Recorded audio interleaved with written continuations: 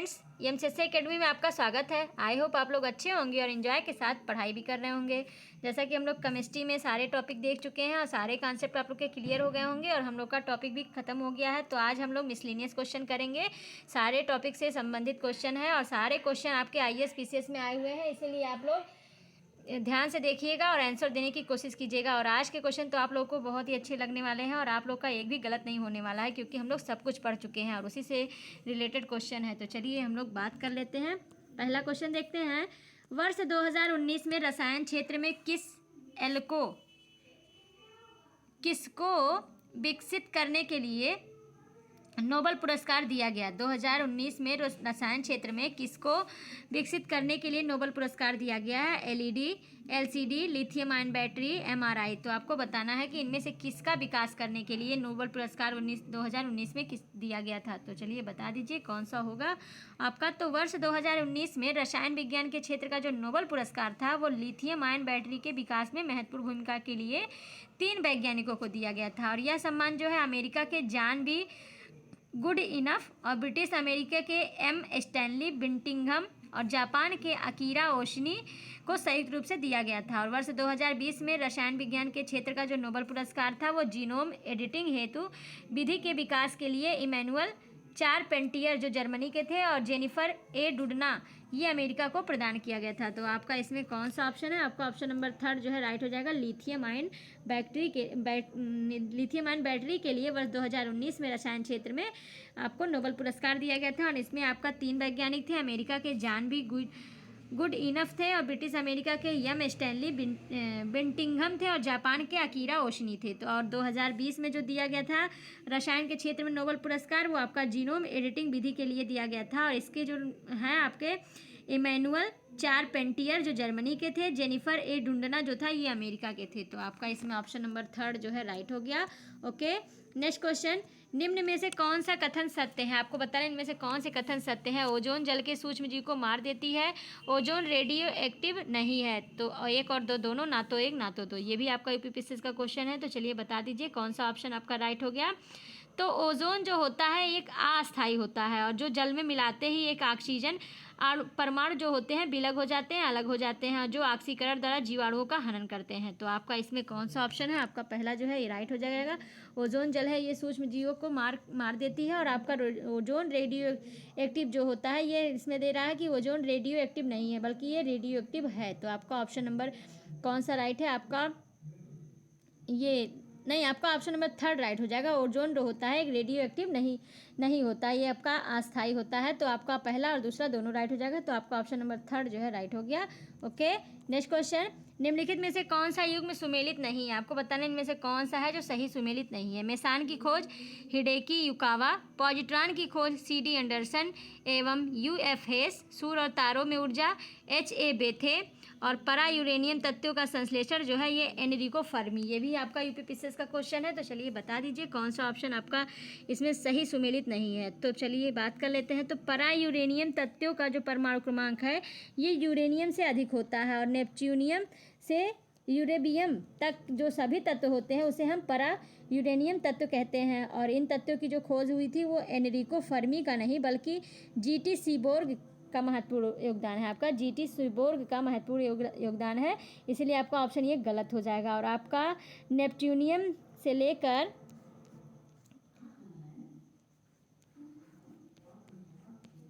Neptunian या NP से लेकर आपका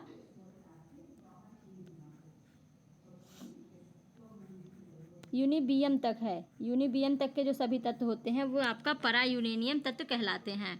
और आपका जो ये परा यूरेनियम तत्व के जो संश्लेषण है वो एनरिको फर्मी ने नहीं किया बल्कि जीटी सीबोर्ग ने किया था। और मेसान की खोज हिडेकी युकावा ने किया, ये आपका राइट है। पॉजिट्रॉन की खोज सीडी एंडरसन और यूएफ हेस ने किया, ये भी राइट है। सूर्य और तारों में जो ऊर्जा है ये एचए बैथे ने बताई, ये भी आपका राइट है। तो तीनों आपका सही है, चौथा आपका गलत है। तो आपका ऑप्शन नंबर 4 राइट हो गया। Okay, next question. मच्छर भगाने वाली दवाओं में सक्रिय रसायन है। मच्छर भगाने दवाओं में कौन सी रसायन जो सक्रिय है? एलिथ्रीन, एट्रोपिन, 2 आइसोप्रोपोक्सीफिनाइल, बेंजीन हेक्साक्लोरोफीन। तो चलिए बता दीजिए कौन सा हो सकता है। तो एलिथ्रीन संश्लेषित पायरोथ्रोइड जो होते हैं कीटनाशक होते हैं और जो होता है मच्छर भगाने वाली दवाओं में प्रयुक्त होता है। तो आपका ऑप्शन नंबर फर्स्ट जो है राइट हो जाएगा, एलिथ्रीन। एलिथ्रीन जो है ये मच्छर भगाने के लिए दवाओं में सक्रिय रसायन है। ओके, चलिए नेक्स्ट क्वेश्चन। फायर अलार्म में निम्नलिखित में से किसका उपयोग किया जाता है? फायर अलार्म में निम्न में से किसका उपयोग किया जाता है? फोटो सेल, पानी, सौर सेल, उपरोक्त में से कोई नहीं। तो आपको बताना है जो फायर अलार्म लगता है उसमें कौन सा चीज़ यूज़ किया जाता है। तो फायर अलार्म में फोटो सेल का उपयोग किया जाता है और इसे फोटो इलेक्ट्रिक सेल या फोटो वोल्टेइक सेल भी कहते हैं। और फोटो सेल प्रकाश विद्युत प्रभाव का एक तकनीकी अनुप्रयोग है। यह प्रकाश ऊर्जा को विद्युत ऊर्जा में परिवर्तित कर देता है। तो आपका इसमें कौन सा ऑप्शन राइट है? आपका ऑप्शन नंबर फर्स्ट जो है राइट हो जाएगा, photo cell. Photo cell fire cell में फायर अलार्म में आपका फोटो सेल का उपयोग किया जाता है। ओके, चलिए नेक्स्ट क्वेश्चन।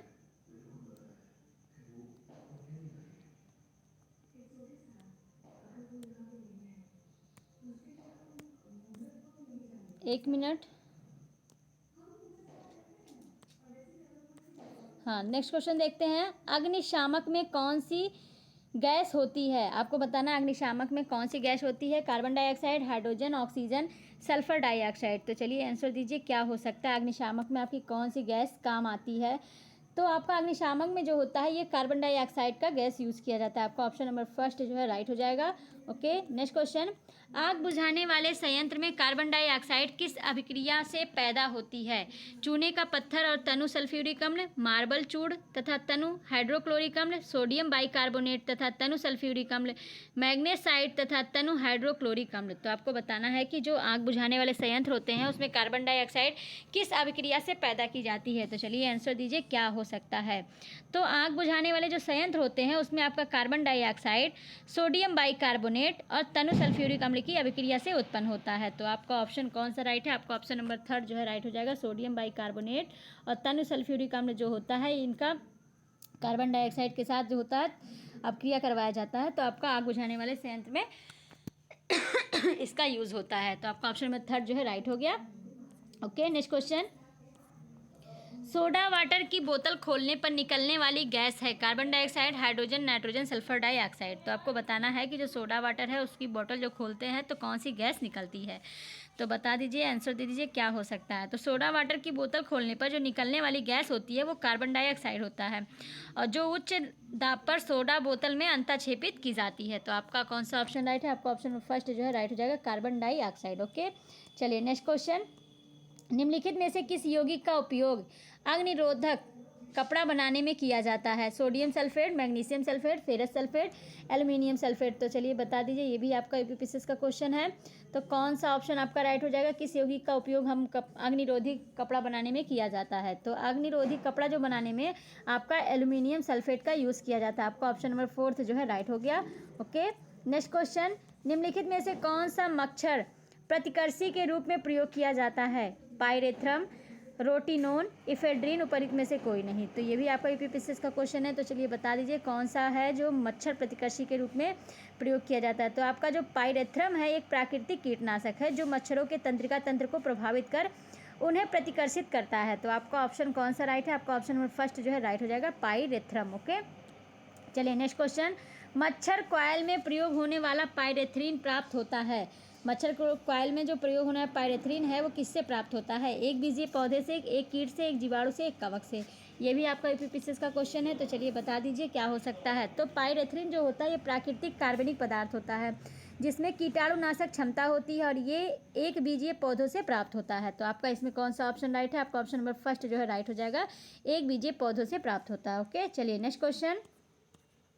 चूहे मारने का जहर किस रासायनिक पदार्थ से बनता है? Ethyl alcohol, methyl isocyanide, potassium cyanide, ethyl isocyanide. तो चलिए बताइए, क्या हो सकता है। चूहे मारने की जो जहर होता है वो किस पदार्थ से प्राप्त होता है? तो आपका जो चूहे मारने का जो विष तैयार किया जाता है वो पोटेशियम साइनाइड से तैयार किया जाता है जिसे हम जिंक फास्फाइड भी कहते हैं। तो और यह अत्यंत जहरीला होता है। तो आपका कौन सा ऑप्शन राइट है? आपका ऑप्शन नंबर थर्ड जो है राइट हो जाएगा, पोटेशियम साइनाइड। इसे हम जिंक फास्फाइड भी कहते हैं। ओके, चलिए नेक्स्ट क्वेश्चन।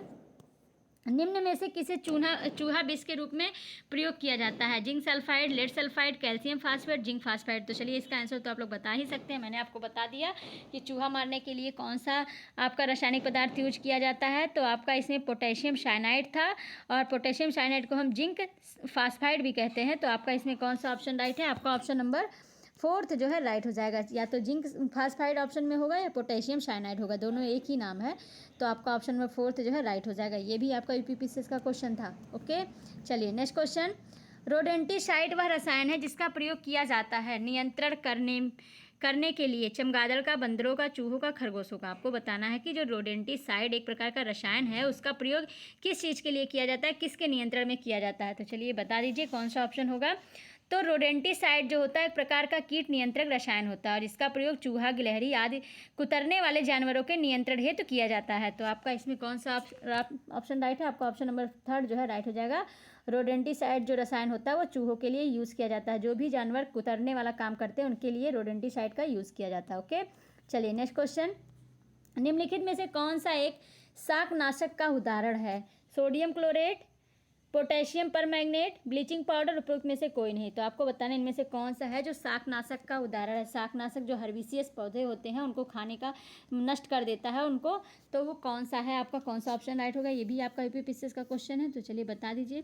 तो शाकनाशी ऐसे रसायन होते हैं जिनका प्रयोग कृषि क्षेत्र में अवांछित खरपतवारों को नष्ट करने के लिए किया जाता है। इनका जो प्रमुख उदाहरण होता है वो सोडियम क्लोरेट होता है, और सोडियम क्लोरेट का जो फार्मूला होता है वो आपका NaClO3 होता है, NaClO3 होता है। तो आपका ऑप्शन नंबर 1 जो है राइट हो गया। Okay, next question.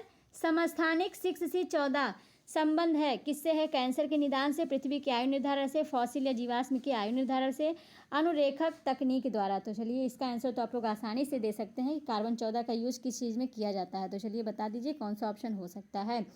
तो वर्ष 1942 में WF लिब्बी ने सुझाव रखा कि कार्बन युक्त सजीव पदार्थों में कार्बन 14 जो होता है ये रेडियो आइसोटोप की एक निश्चित किंतु अल्प मात्रा होती है, जो कॉस्मिक किरणों से प्राप्त न्यूट्रॉनों और वायुमंडल नाइट्रोजन के बीच अपक्रिया से निर्मित होता है।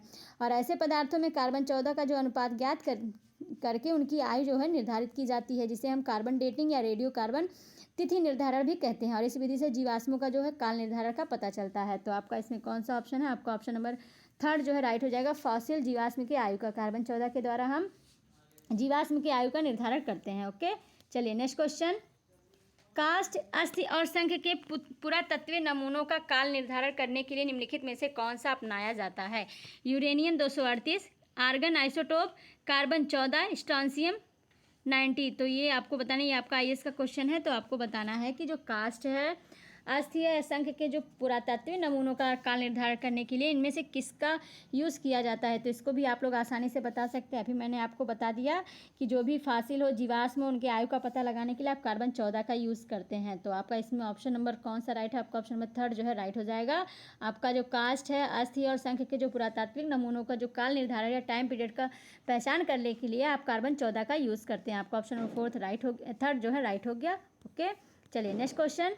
रेडियोधर्मी डेटिंग एक प्रक्रिया है जिसे मापा जा सकता है। रेडियोधर्मी डेटिंग जो है एक प्रक्रिया जिससे क्या मापा जा सकता है? चट्टानों की उम्र, चट्टानों का संगठन, चट्टानों का रंग, चट्टानों का भार। तो चलिए बता दीजिए, ये भी आपका यूपीपीसीएस का क्वेश्चन है।